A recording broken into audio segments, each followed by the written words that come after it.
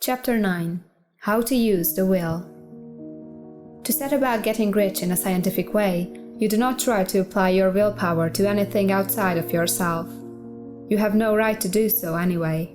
It is wrong to apply your will to other men and women in order to get them do what you wish done.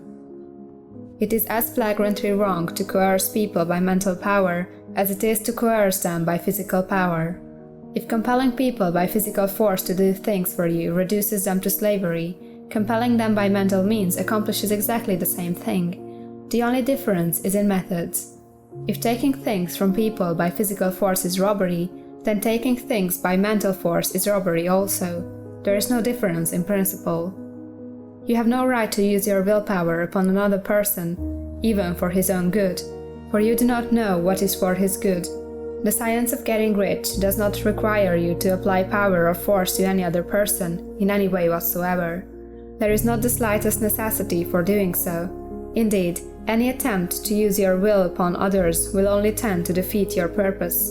You do not need to apply your will to things in order to compel them to come to you. That would simply be trying to coerce God and would be foolish and useless as well as irreverent.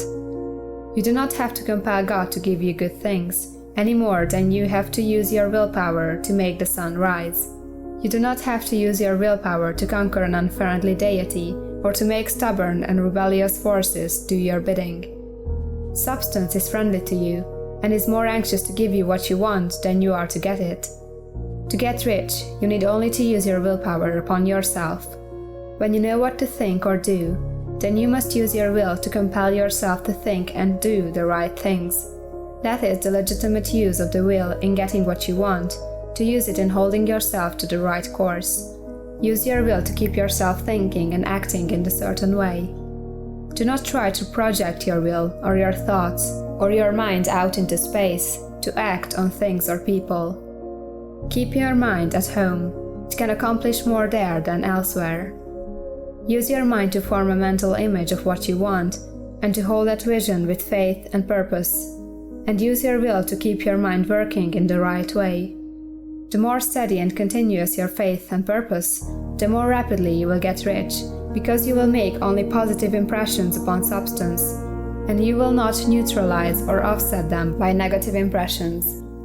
The picture of your desires, held with faith and purpose, is taken up by the formless and permits it to great distances throughout the universe for all I know. As this impression spreads, all things are set moving toward its realization. Every living thing, every inanimate thing, and the things yet uncreated are stirred toward bringing into being that which you want.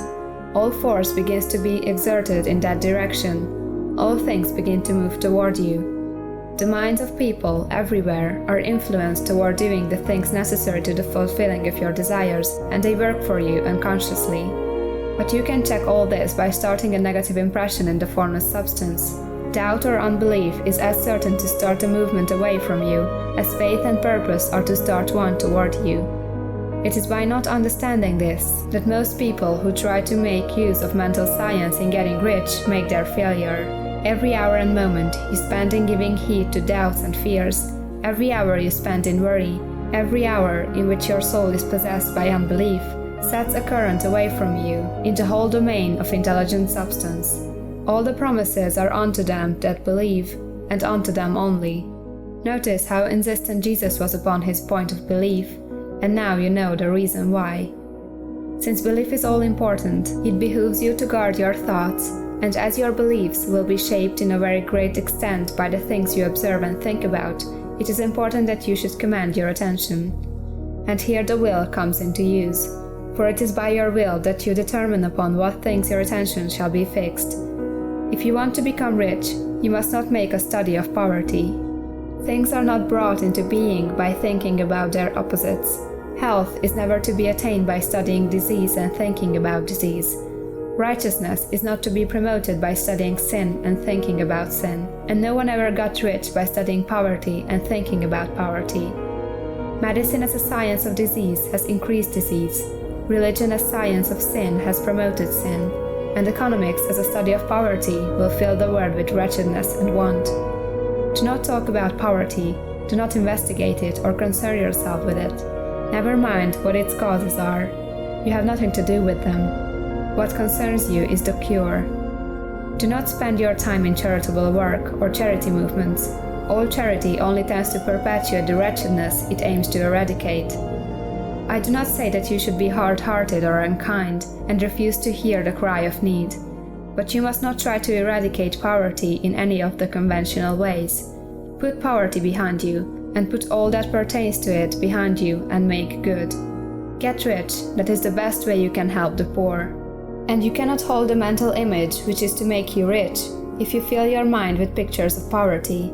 Do not read books or papers which give you circumstantial accounts of the wretchedness of the tenement dwellers, of the horrors of child labor, and so on. Do not read anything which fills your mind with gloomy images of want and suffering. You cannot help the poor in the least by knowing about these things, and the widespread knowledge of them does not tend to all to do away with poverty. What tends to do away with poverty is not the getting of pictures of poverty into your mind, but getting pictures of wealth into the minds of the poor. You are not deserting the poor in their misery when you refuse to allow your mind to be filled with pictures of that misery. Poverty can be done away with, not by increasing the number of well-to-do people to think about poverty, but by increasing the number of poor people who purpose with faith to get rich. The poor do not need charity, they need inspiration. Charity only sends them a loaf of bread to keep them alive in their wretchedness, or gives them an entertainment to make them forget for an hour or two. But inspiration will cause them to rise out of their misery. If you want to help the poor, demonstrate to them that they can become rich. Prove it by getting rich yourself. The only way in which poverty will ever be banished from this world is by getting a large and constantly increasing number of people to practice the teaching of this book. People must be taught to become rich by creation, not by competition. Every man who becomes rich by competition throws down behind him the ladder by which he rises and keeps others down, but every man who gets rich by creation opens a way for thousands to follow him and inspires them to do so.